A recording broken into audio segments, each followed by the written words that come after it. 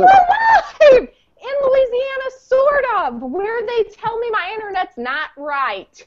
Let me tell you what, it's at Doc Foreman. You've come to another hour of SPSM. We want to give a big shout out to Sarah Knox, who is helping us in lieu of Sean, live tweeting from the SPSM account. Sean, you're a bastard. You're on vacation. What were you thinking? I hope you saw this. We are doing a wonderful format for you all tonight. And we will, and I'm going to let Bart Andrews, who's really going to be the Masters of Ceremonies tonight, a role that he is really exceptionally talented at, talk a little bit about the format, but basically, talking heads. Before we get to the format, I want to just mention a couple things. Number one, hashtag SPSM on all of your tweets. If you need anything, oh my gracious, get to Tony Wood. Tweet out to Tony Wood if we have any more technical problems like we had last week. Tony Wood is going to help both of us out, all of us out, bring him commentary, get him a razor, do something. Oh, my God. It's a goatee, Tony. Also, remember that it is Suicide Prevention Month. We're going into National Suicide Prevention Week. That we're going into World Suicide Prevention Day on the 10th. It's all coming up. And the theme for tonight is to really look at some of the social media, tech, and web-based campaigns that are really spreading awareness and advocacy for suicide prevention this month. We're going to announce some of them, or we're going to sort of give our feedback or sort of talk a little bit about this. And without any further ado, I'm going to bring you to our intrepid leader, Master of Ceremonies for the evening, Dr. Bart Andrews. Say hi. Good evening, everybody, on this Labor Day Eve. I'm trying to get that phrase to get some traction, so if we could use Labor Day Eve. Labor Day Eve. Like Christmas Eve, kind of. It's like Christmas Eve, but it's Labor Day. But your uncle doesn't get drunk, and it's more proletariat. I'm working on it. I mean, it's new, so I don't know that I haven't. So it's an idea. I haven't fleshed it out a lot. So I'm Dr. Bart Andrews from Behavioral Health Response, a groovy little crisis center in St. Louis, Missouri. You can reach. Take a minute to plug how great that they are, because they're doing several projects and they've been all over the webs. Yeah, so one of the things I'm really excited about, and it's not official, so for everybody out in SPSM land, there's still a possibility that won't happen, but it looks like we're going to get funding to expand suicide follow-up to all callers on BHR's crisis line that are having active thoughts of suicide. We have all kinds of different follow-up programs for different subpopulations, but this will be the first time that we're able to expand follow-up to everybody on the crisis line that's having current thoughts of suicide in the eastern region of Missouri. It's really cool because it's a three-year cohort. We'll do acute follow-up for 4 to 6 weeks with every person who participates, and then we'll do another follow-up at a year. And we're doing that for 3 years, and so we'll actually have 4 years of data, and it's going to be the first telephonic follow-up analysis that actually has year follow-up built in across a 3-year period of time. So that's a big deal. We have a ton of data like that in our field. It's so easy to get. Not really. Yeah, not really. That was sarcasm, Bart. I just want to point out the sarcasm. Yeah, if any of the funders are watching the show tonight, there is none of that research out there that I could find. So let's be clear about that. So anyway, so that's really exciting. And I'm excited about the show tonight. I'm going to be honest. I've always known about September being Suicide Prevention Month. I had no idea how much activity is going on, and there's quite a bit of activity in September. In fact, there's a lot, and we'll get to talk about some of the highlights and some of the fun stuff that's going on. So that's kind of the show tonight. And we have wonderful guests. Oh, we have wonderful guests tonight. The amazing Dr. We have Bill and Jonathan. Sorry. Oh yeah. Did the other guests cancel? There are other people on the show. April, wait a minute. What happened to the wonderful guests? I'm just seeing Zinger and Schmidt. All right. There were some booking complications. So for the crowd out there, we did have other guests, and that didn't pan out. As the B team did show up, and because we will be there. We're the B team.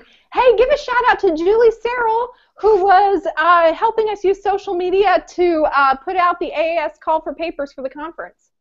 She just popped on. Big shout out to Julie. Serrell rhymes with Farrell. Did I say it right this time, Julie? Yeah. I'm trying. Yeah, that's right. That's what she says. That's what she says. Serrell. Serrell, soft C. Serrell. Serrell. Serrell. Well, we've gotten this is. That didn't go like she wanted. Maybe you should introduce our guest, Bart, other than just being insulting. Sorry. Yeah. And quite to the contrary, we do kid, but we have amazing talent with us. The amazing Dr. Jonathan Singer and the amazing Dr. Bill Schmitz. Please say hi, you guys, and go ahead and say something to the crowd. I'm going to put Bill up. Good evening. Dr. Bill Schmitz here, past president of AAS and obviously a huge fan of SPSM and the work being done here. I think this is really kind of the launching pad for so much that's going on around Suicide Prevention Month and Week, and this is all things suicide prevention and social media, so always fun to be here. And then Zing. Hey, it's Jonathan Singer from the Social Work Podcast. I'm so glad to be back on the SPSM Google Hangout with Bart, April, Tony, Bill, and a little bit. So I do the Social Work Podcast, and I wrote a book called Suicide in Schools. Where can you get that book, Jonathan Zing? There's this little site called Amazon. If you just really picking up. Yeah, I think it's got a big future ahead of it. I hear they're great on their employees, and if you so there's on this Labor Day Eve, we should shout out to all the people sweating shout out in the. To Amazon, thank you for publishing the books of my friends, Amazon. They didn't publish; they're just retailing. They're just retailers. They're just retailers. They're not publishers. If you don't want to pay the $40 for the book, and I understand it, although I think it's worth it, you could look for the article that Sean Erger and I just wrote on language, preferred and problematic language for suicide. That's a new social worker online, and so anyway, I'm very excited to be here talking about Suicide Prevention Week and Month because there's a lot of great stuff going on. And I think this is an excellent idea to get people chatting about it. Your beard is affecting your microphone, Singer. Oh, is it? Yeah. Can you guys not hear me? Yeah, we could. We had a little beard storm for a second. Beard storm. Beard storm. Oh, that's a sad moment. Is that better? Can we give a That's shout much better. Yay! I want to give a really quick shout out to Dr. Ron Hill, who is the best boss and the coolest dude. Thanks for the shout out. You are just so cool. I'm so glad you shot me that message. Thank you. Sorry. Yeah, Ron. You're awesome, man. No, seriously, he's like the best. Happy Labor Day. Let's be clear. April, do you have any more self-serving shout-outs before we proceed with the show? I just want to make sure we get those off the table. Yeah, I want to give a shout-out to the Labor Day Eve Ferry. Please bring me a good present tonight. Not like last year. That's not how that works at all. That's Foreman's wrong. It's not even. That's not even a holiday. That's not even a thing. Oh my goodness. Oh, this Air is of Labor Day. This is beautiful. Go. Sorry, Bart. Go for it. We got from student Stu Suicide. He says, to be fair, I'm pretty sure the B team is my favorite SPS team. Nice. Oh, that's pretty flippin' cool. Dude, you're awesome, man. Shout out to you. Randolph-Macon, baby. Beautiful. So why don't you get us rolling, Bart? Yep. So there's all kinds of activities going on out for Suicide Prevention Month. One of the first activities we want to talk about, and I think Bill can provide some more explanation about this, but I want to talk about the AAS, the American Association of Suicidology's Year 16 Conference Call for Papers. Yeah, obviously, AAS is excited. The annual conference is going to be held this upcoming year in Chicago. Great location at the Palmer House. It's being chaired by Laura Fry with some assistance from Dr. Michael Nadorf. Great title this year. You know, Suicidology, A Place for Everyone, certainly fits the current climate of the field and how we've really kind of opened the doors and been much more inclusive and trying to reach everyone and partner with the entire community in reducing the number of suicides, because they've gone up every year over the last decade, and enough's enough. We need everyone to buy in. So the conference is next year, March 30th to April 2nd, as I said, in Chicago, and the call for papers is your chance to put together a proposal so that you can be a part of the great presentation lineup that is what I consider the go-to place every year to really get your batteries recharged and see who's doing the best and brightest work in the field. And how much Coors Light will you have there? I don't drink that anymore because I'm gluten-free.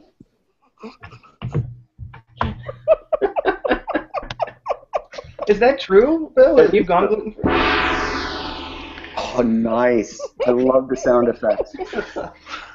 Bill, if folks, there's a lot of folks out in the chat that are probably thinking about, what if I'm going to submit something, what kind of things do they want to see? What are things that you think will grab attention and will make a difference when reviewers are looking at it?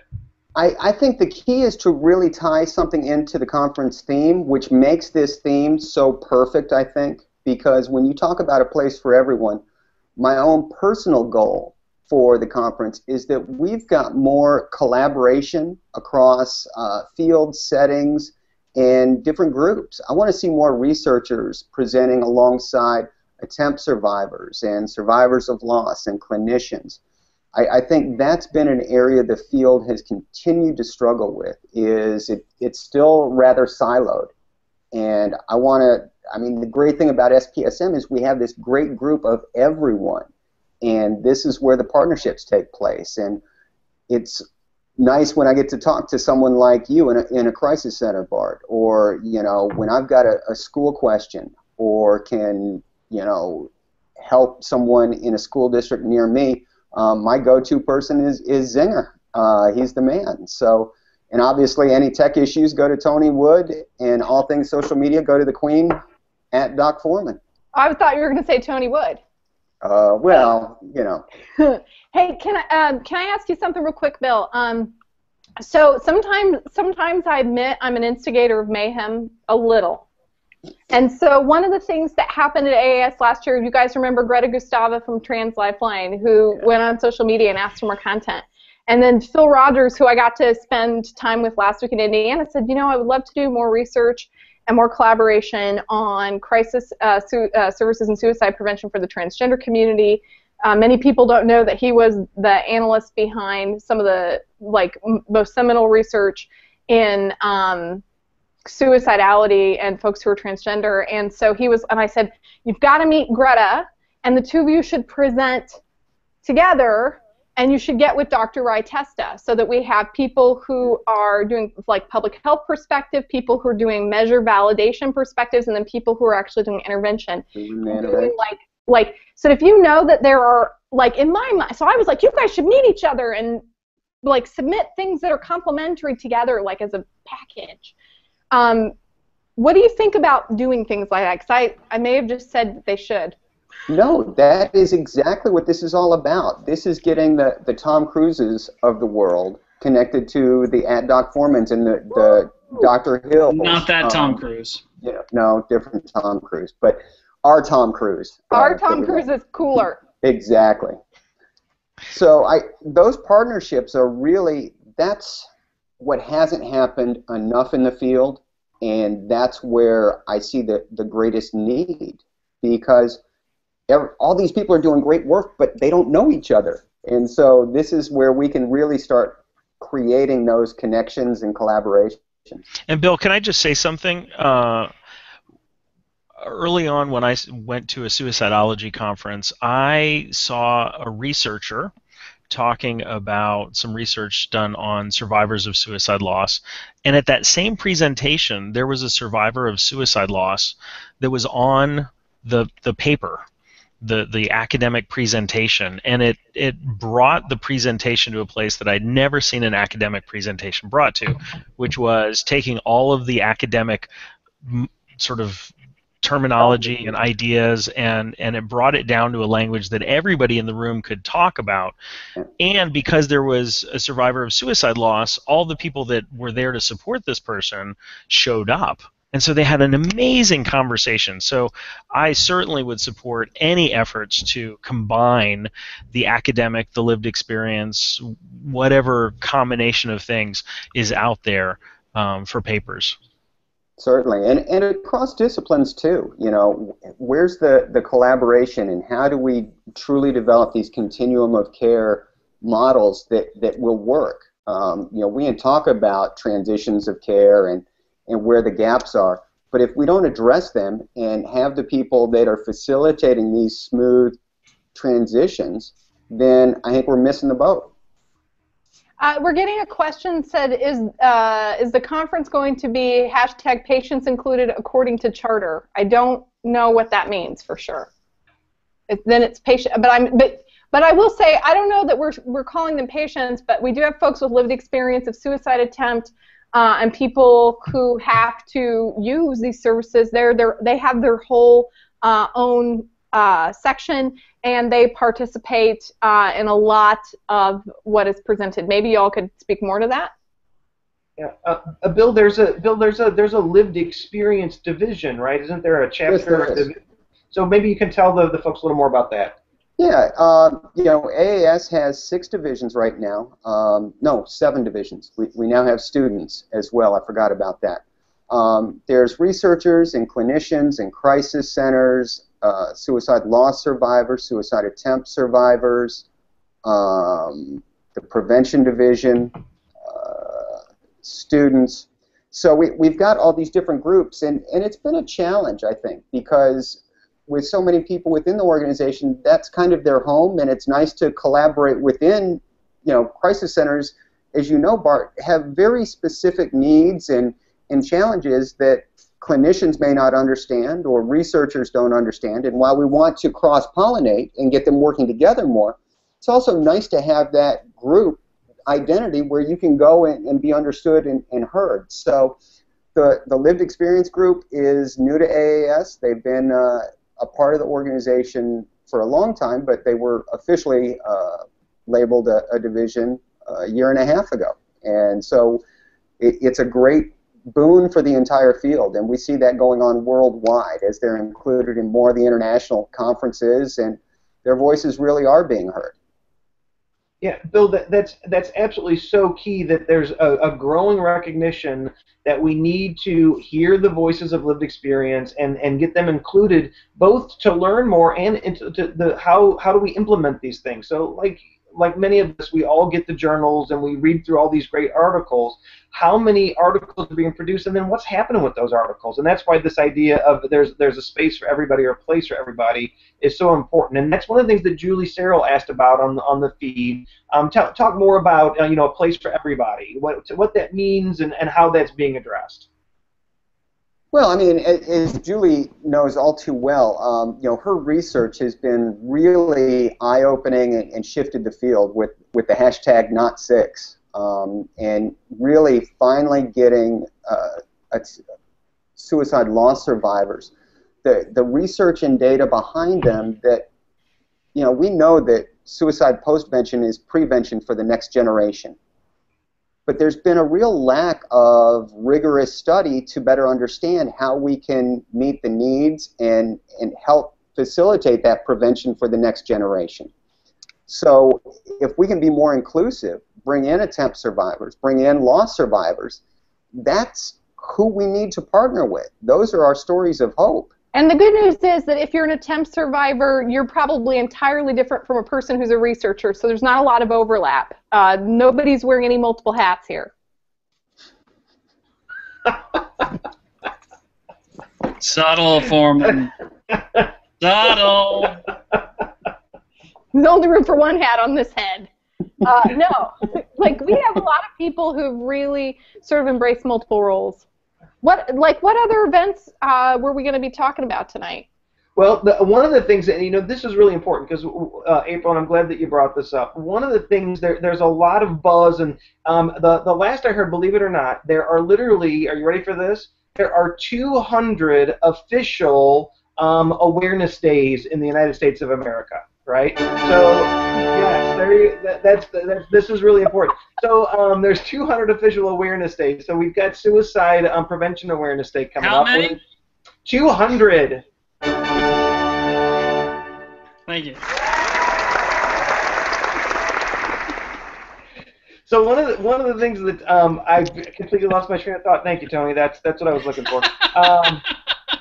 One of the things that some people will say is that, well, what good are we doing with these awareness campaigns? What is awareness enough? And I think that everybody on this panel would agree that awareness is not enough.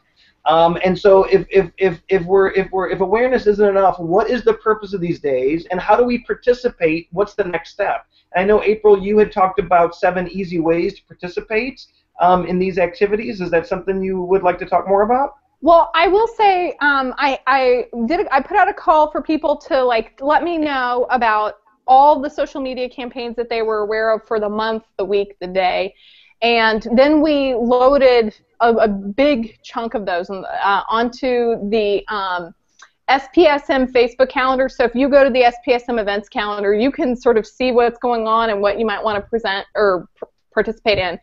And one of the things that and I want to say, was it AFSP? I have to go look. But somebody managed to get an article written of 7 easy ways that you can participate in National Suicide Prevention Week, and it was great. And it was it was written in that clickbait sort of style. 7 easy ways you can, and which is I mean, it's really native to social media, that way of that language. And I just shared it with the rest of my feed. By far, out of everything I shared from every national, international agency, all the events, that event got shared, and that article, that thing that people liked that. That's the best. They clicked on it the most. They shared it the most with others. So it was formatting those please do participate in these campaigns. And they mentioned several campaigns. Participate in these campaigns in a language, in a way that was great for presenting on social media, sharing on social media, in a language that people clicked on and shared. So, way to go, 7 easy ways, and I'll get the link for that right now. I'm actually putting it out right now. Woo! You guys are so fast. And there it goes. Going to Mount Everest as we speak. Oh, Misha is on Mount Everest. Is that correct? Yeah, it is. Say more about that. I'm just talking about the global reach of SPSM and how successful it's been. I think that the nice thing about the 7 things that you can do post, the researchers and the clinical people really suck at communication, which is really pathetic for people that are supposed to be. Sorry about that. Communicators. It was uncalled for. I'm putting everyone to sleep. I love it. No, Bill, you're. No, it's good. It was well taken. It was great because you have somebody talking about how hard it is for academics to communicate well, and then Tony just totally obliterated your point. Derailed your entire point. Yeah, exactly. With silly nonsense.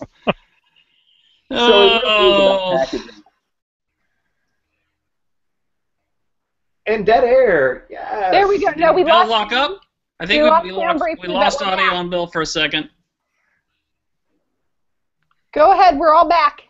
No, I just think we need to do, and one of the things that SPSM did, the meme chat. I mean, I think those are the things that get the widest reach. I will say, as football season started this weekend, I breathe a whole lot easier, first and foremost. I also start to dread October because I'm going to get barraged by a whole bunch of professional athletes wearing pink. And not many of them are breast cancer survivors. Unfortunately, we do know that men are much more likely to die by suicide, and there is no suicide prevention ribbon being worn all over the NFL and the NHL That is because our ribbon is really complicated. It's like teal and purple. It's two colors. It's who more decided that? Anybody know who decided on the colors for the ribbon? There's actually a long history behind it that I don't recall off the top of my head. Are you hiding something, Bill? No, I really don't remember it, and I'm old and my memory fails me at times.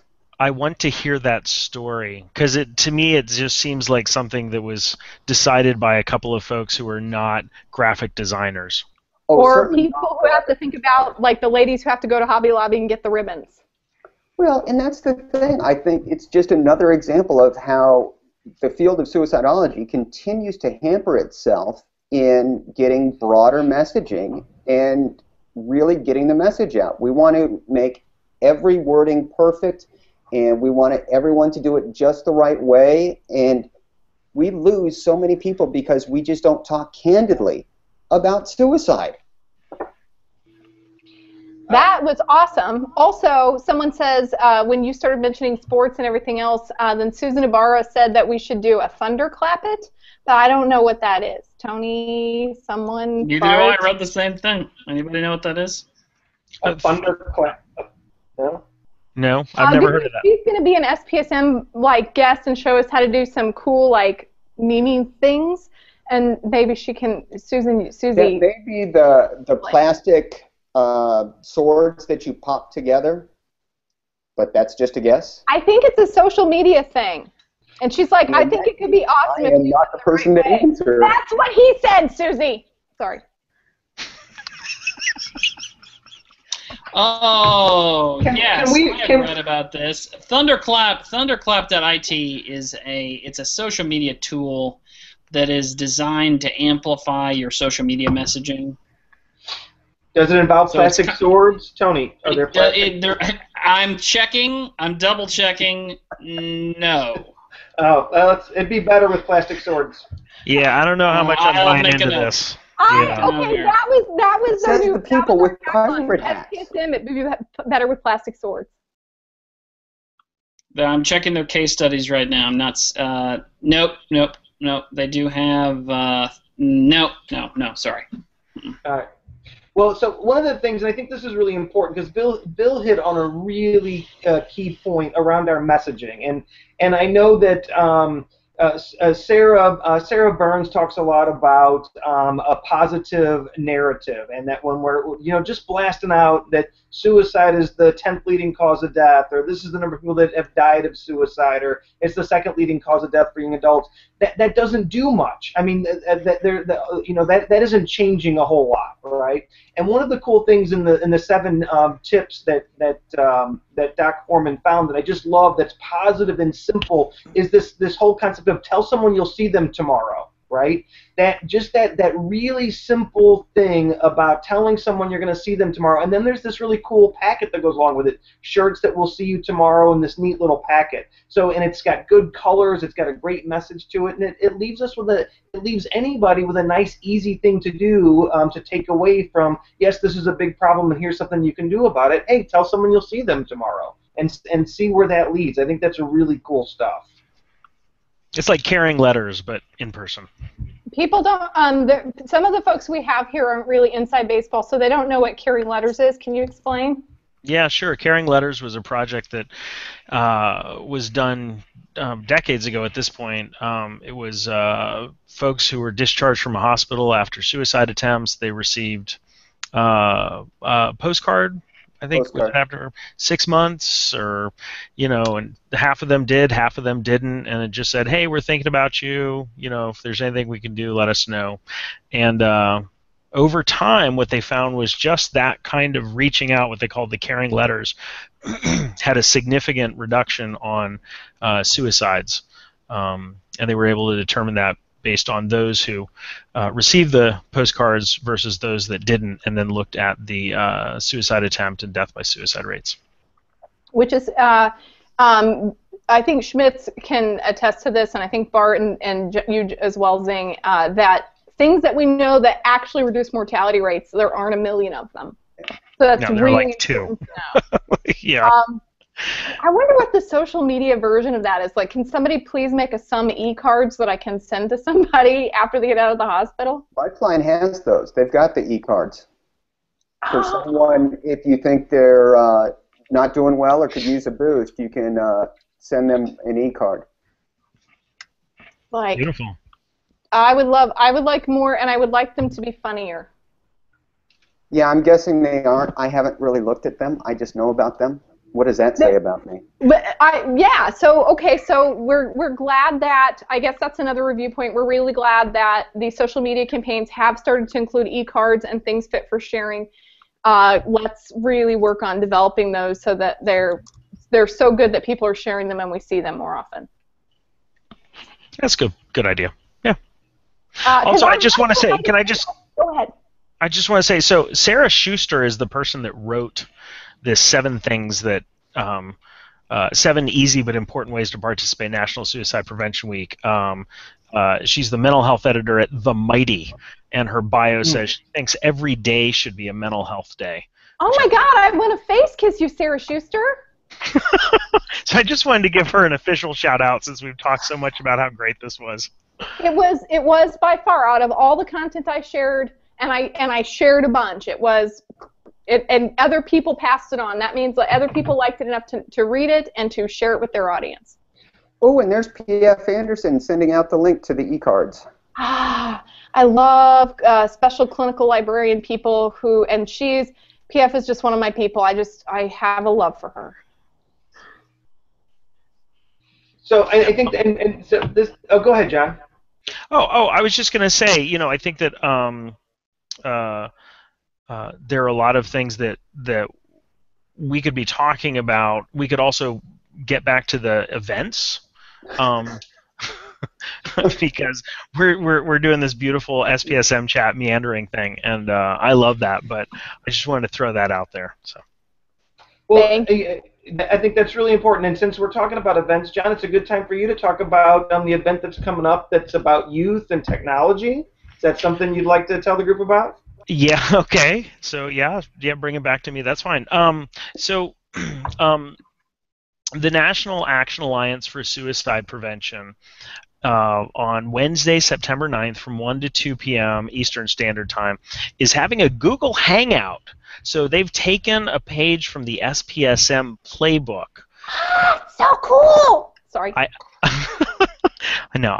I don't know that is for certain. I think it's probably 1 or 2 other organizations that have done Google Hangouts other than us. But they're having a Google Hangout, and you can watch it. They have several panelists, and it's basically the title is called "Talking About Teens, Technology, and Suicide," and these are experts that are discussing using social media to reach youth in crisis. And the panel is really nice. So they've got David Bond, who's the vice president of programs of the Trevor Project, right? The Trevor Project started after the short film.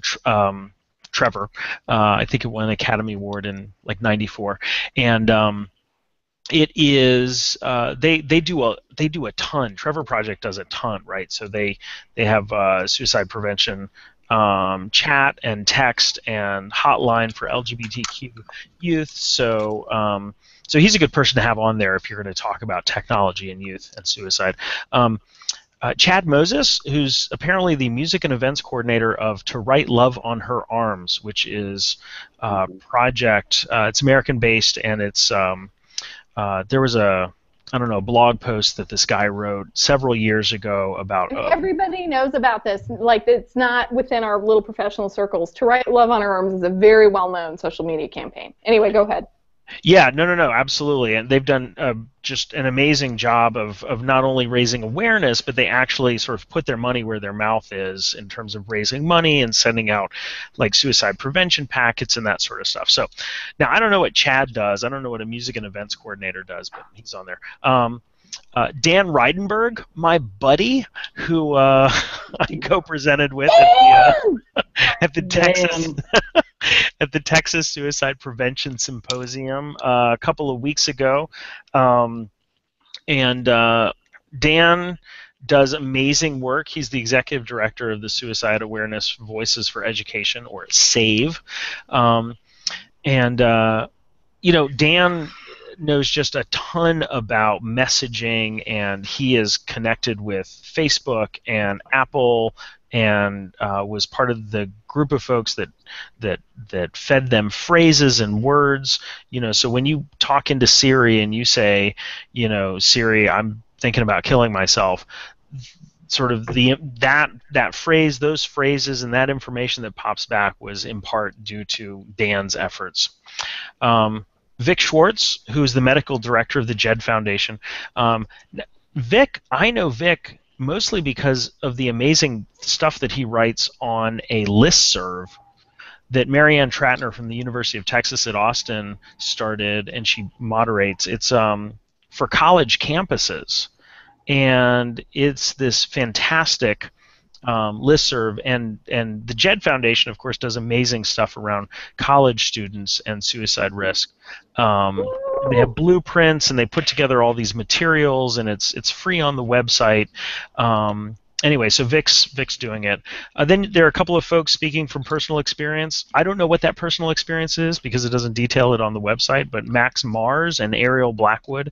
And then the moderator is Jack Benson from the Action Alliance.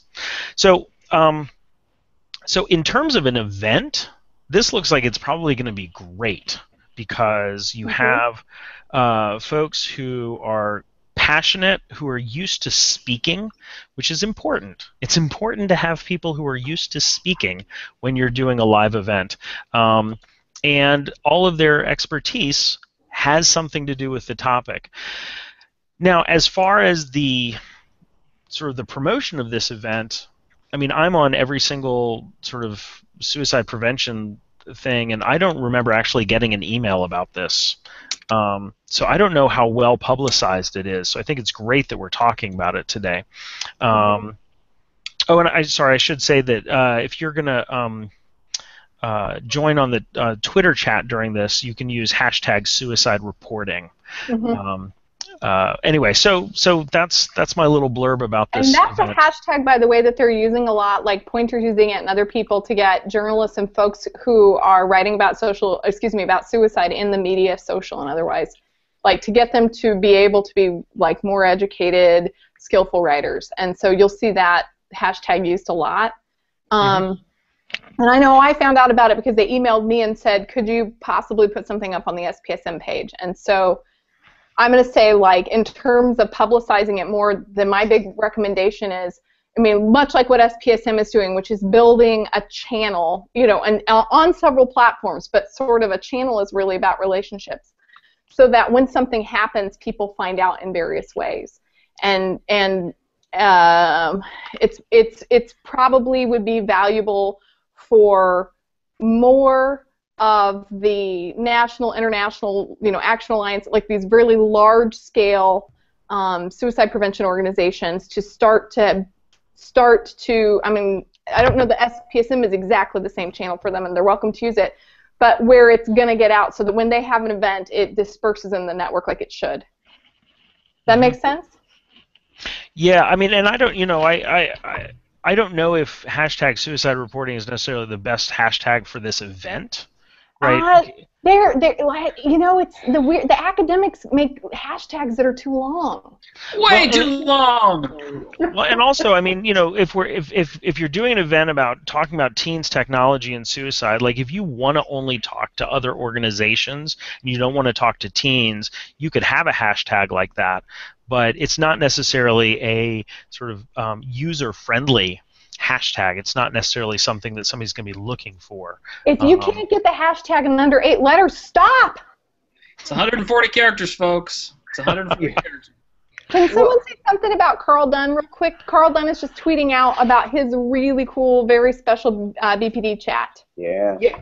So I mean, Carl has, and so one of the things that we've been talking about a lot of different events, and this is moving really fast, but I just want to give a reminder to folks that Doc Foreman did an amazing job putting all of these events on the SPSM Chat Facebook page. So if you go to the SPSM Chat Facebook page and go to the events calendar, there is a list, and you can click on that list and then click on links. It's very well done. So as you're looking through, you can see all these different events. And I know that the BPD Chat has a very special event, and I'm pulling it up now.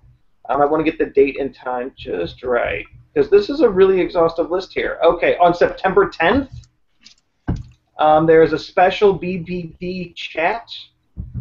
And I've got 3 p.m., but I'm not sure, is that Central Time? Can anybody confirm that? I think that's Central. Carl Dunn is tweeting out, and if you go to the Facebook calendar, it will tell you the time for your time zone, whatever your Facebook account is set at. And it's how to cope in a crisis. So it's a very special chat, and that actually is Suicide Prevention Day, so that makes a lot of sense that, in fact, this special BPD chat, hashtag BPD chat, is on World Suicide Prevention Day, 3 p.m. Central Time, how to cope in a crisis. And if you've never joined the BPD chat, please do so, because it is it's amazing. The level of honesty, openness, the lived experience, and I think one of the things, and I encourage providers out there, and this is one of the reasons I love Twitter, if you're a provider and you're not out there and seeing what people who are receiving our services are saying, what their experience is like, you're missing out on a wealth of wisdom and information that would help you be a better provider. And so I give BPD chat as an example of that, because it's amazing. The folks on that chat are absolutely amazing. And every time I've popped in, I have learned so much. So I can't plug that enough. It's a big deal. Yeah, speaking of a place where you have evidence-based practice, good theory, and then a lot of people with lived experience who are wise, it is well moderated, is an excellent chat to stop in at. Yeah, it really is. And, you know, as I'm watching the feed, Mark DeMore at Mark's Phone had a great question for the group, and I think it's something we can kick around just a little bit. Yeah, and so it's a great question. From an awareness goal, where's the single most valuable place, group, to drive the message of suicide prevention? And it's a big question, and I'd love to hear what folks have to say about it. Anybody? I said to him that, you know, it's not as if there's like one at-risk group. So suicide is the 10th leading cause of death. It's the #1 cause of the death for girls ages 15 to 19 in the world. It's a very salient public health initiative. So much like heart disease, where we want to educate everybody about that, starting in health class, and even in elementary school when kids get their first sort of public health lectures, we have to start talking about mental health crisis and suicide risk. And we have to train people what to do. Almost everyone in the United States has had at least one CPR course. I know I get them every year or two, and have since I was 12. And I know what to do if somebody starts to grab their chest, because people have drilled me and drilled me and drilled me. I've never run across anyone having a heart attack, but since I was a teenager, I've certainly run into friends and loved ones who were feeling suicidal. So it's really got to be a lot like what the American Heart Association does, or like things like, telling women to get mammograms, like those public health campaigns. It needs to really target everyone. And Schmitzy, I know, had something to say. No, I was just agreeing with you. Oh, well, awesome. Did I monologue too much, Bart? The Guardian just did a piece. They said suicide is the biggest killer of men under 50 in the UK. So maybe men might be a good target population. Men under 50. 79% of the deaths by suicide in the U.S., so I wouldn't rush into any targeted messaging. Are there? I know that we're doing an event. I'm really excited to be doing an event. It's a webcast on the 17th that is talking about veterans who are often men, although there are women who are veterans as well, but talking about that and suicide risk. And so they're doing some of that. But do we know of any man-specific suicide prevention month campaigns? Sally, Spencer Thomas, where are you? Anyway. The CDC has their Preventing Suicide, a Comprehensive Public Health Approach event on September 15th at 1 o'clock Eastern. Woohoo! They've got a really impressive lineup. Their presenters are Alex Crosby, who's with the CDC and does a lot of great surveillance research. Eric Kane, who's over at Rochester. And Jared Hindeman, who is the Colorado Department of Health and Environment, I think. But he's been really a key partner with Sally Spencer-Thomas in the Man Therapy group. And so he's part of that panel, along with Jerry Reed, who is the director of the Suicide Prevention Resource Center. So that's a great lineup. Thank you, CDC, so Center for Disease Control, really focusing on pop health. You're awesome. I also wanted to, real quick, apologize to Sarah Burns for how glib I am. It's a great event, and hashtag suicide reporting is a fine hashtag. Even though it's really long. It can be shorter. However, she is pointing out that that event is targeted at media professionals, which may be why a lot of us clinical folks maybe didn't get it unless we got it special. Sorry, Bart. No, I think that is important. So I saw that too, and I think it's important to clarify that hashtags serve different purposes for different groups.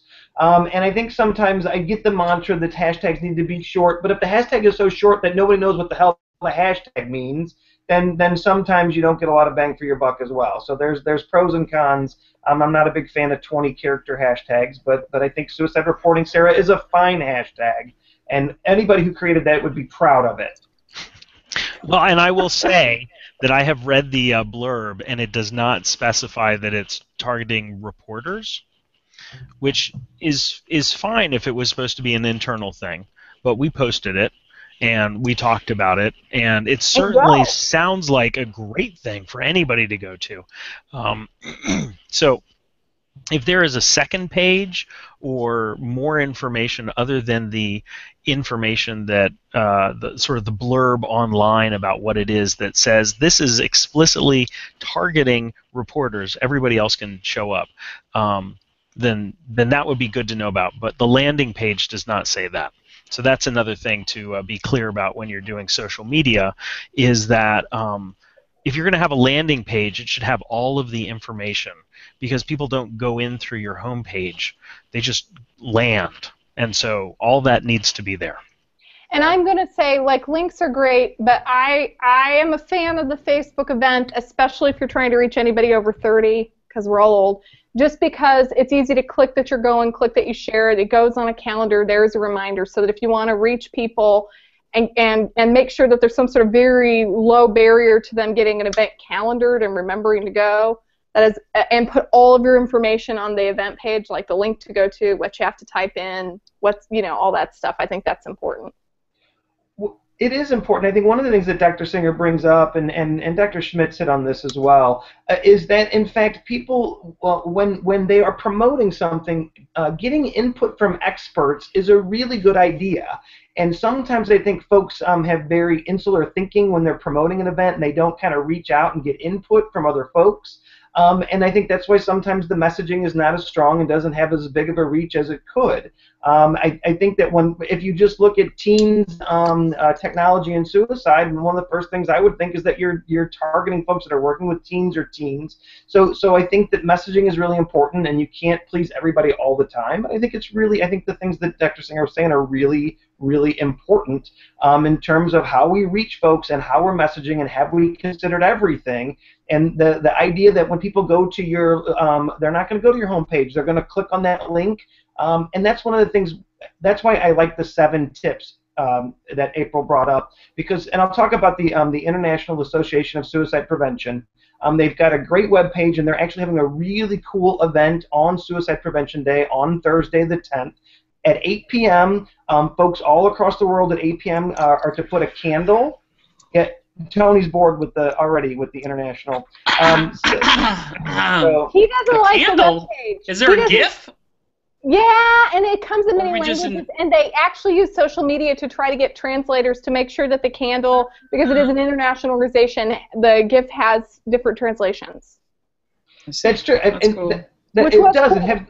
It is cool. There's different postcards for all these different languages that you can download and share. That's really cool. And it is something, it's a way to be visible. It's a nice thing. But when you click on their page, so I'm just going to point this out, when you click on their page of things that you can do for Suicide Prevention Week or Suicide Prevention Month, the list is like 40 bullet points long, and it's in this really small font. And there's like all this stuff on there. And as a consumer of web information, when I see something like that, my first instinct is to not read everything on it, right? So I think that how to communicate and less is more, I think, is often a really good strategy in communication.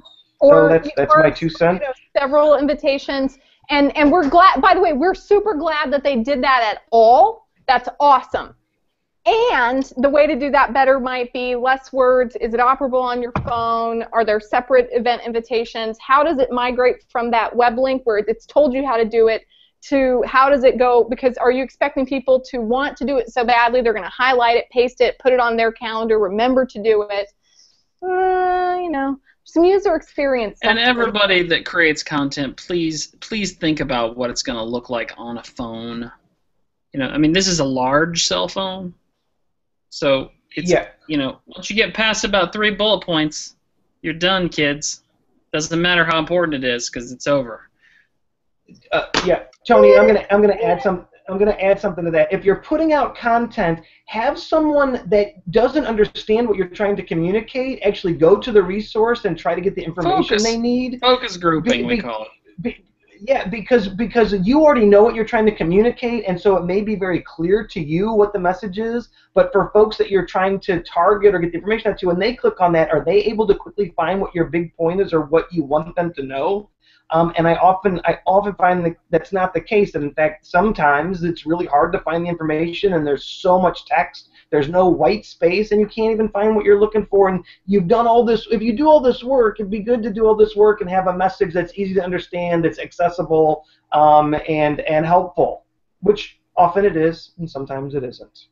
And we're not. This is not to say don't like. We think it's great that you did it. Just if you wanna drive more traffic there. So if the goal is really effective advocacy, then one of the great news is there's some simple ways, taking consideration user experience and formatting. You can take your idea and make it work better. Don't be mad. We really do love you. We just want to help.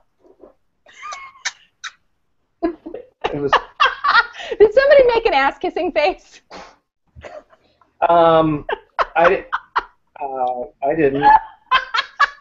Oh, and Mike Sevilla is sending a candle.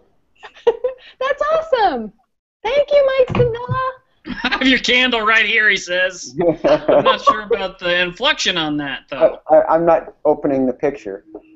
Hey, we've only got 10 minutes left. Tony and I should tell you all, because Mike Sevilla's bringing this to mind, that we're going to be doing a special thing for release on Tuesday that's relevant to this community. Tony, you want to tell them what's happening? I think you should definitely tell them. But I clicked on your picture. Because Mike kind of tossed it to you. Okay, so I have to tell you one of the best things, and I talk with folks in mental health and suicide prevention, that social media gives you the chance to collaborate and network. So Mike Sevilla is a primary care doctor, does family medicine and social media, has a friend, Chris Snyder, who does a podcast called Just Talking that features folks in sort of healthcare and social media. Mike says you got to have that Doc Foreman and the SPSM, you got to hear that story on your podcast. We get an email.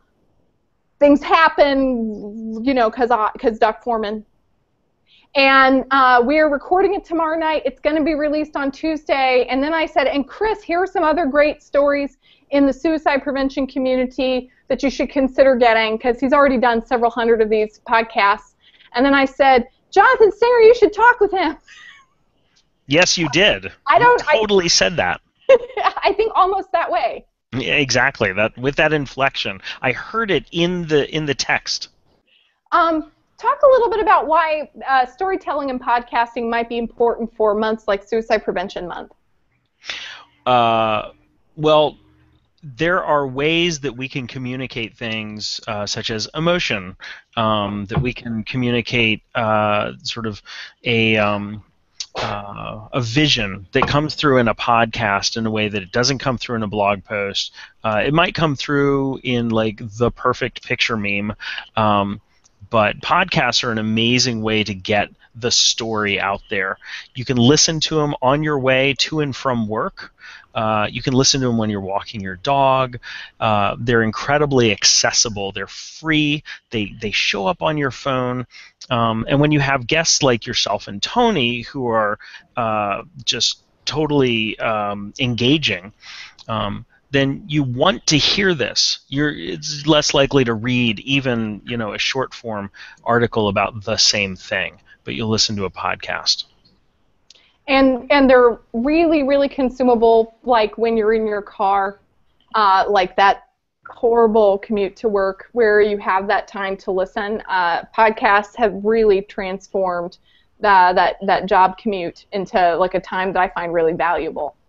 So if there are podcasts that you think really inspire you, and this one's called Just Talking, and of course Zing has got that social work podcast. These are great things for Suicide Prevention Month. Totally agree. Yeah. And we're getting a tweet that, and I'm really embarrassed, Action Alliance did do a Men in the Middle Years webcast for the suicide reporting, and I even did put it on the Facebook page for last week, and so many days have happened, like 4 in between now and then, and it just slipped my mind. So they did do one targeted at men. They did. With graphics. Yeah, so don't be mad at me because I love you and I'm a big fan of you. Well, Tony's in charge of fact checking, and we know that that's been a problem in the past. So I don't like to throw him under the bus, but it's not the first time, Tony. It's not the first time. It's not that I've become proud of my ineptitude. It's just that I'm just self-assured. We also have Lisa Klein from the S-Word Suicide documentary who's been joining our chat tonight to talk about media stuff. You can, I hope, Lisa, that you will tweet out the trailer to your movie and tag it with the Suicide Prevention Month and Day hashtags, because when that movie releases, that will be very cool to do a screening. And then the Veterans Crisis Line documentary that won the Oscar for Best Documentary, this would be a great month to watch it and do like a reaction video. That would be super cool social media. Good stuff. And I want to tag on to something that Dr. Singer was talking about with the podcast, because he talked about the story and the narrative and how powerful it is. And one of the things when I was getting ready for the show tonight, I did some research on what's the efficacy of these awareness days and awareness months. And that's a really interesting question. Is this helpful? And we can talk about whether that's true or not. One of the things that did come out of that, the research has shown that information-only campaigns aren't particularly effective unless there's an emotional component. The people who are your target have an emotional connection with the information. That, in fact, sometimes less detail, less education is better, and having a story and an emotional connection with that information. And I think that's really a piece that's missing when you look at a lot of the awareness campaigns. You look at Suicide Prevention Awareness Month. There's a lot of great information out there, guys, and I love it. But I'm not seeing as much story, and I'm not seeing the emotional connection, and that's really what drives change and interest, and people want to feel passionate. And so that's one of the things that's why I love SPSM. We need more passion in what we're doing, and we need to tell stories where people feel something about the information, because if it's just facts, it's just not going to have that big of an impact. And I think that's There's a whole crowd of people who are trained to tell stories for a living. They're called playwrights. And Lisa Klein. And they're all over the place. They could help you. You just have to engage with them. They're out there.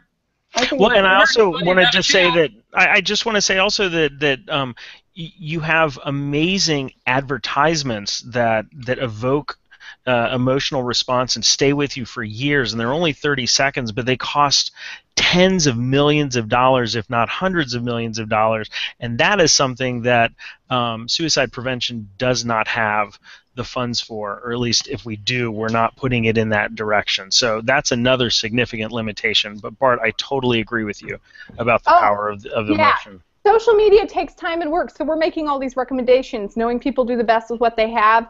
Advocate for more media dollars to do more campaigns. Like, we deserve it. Partner with Enough people are dying, we deserve this.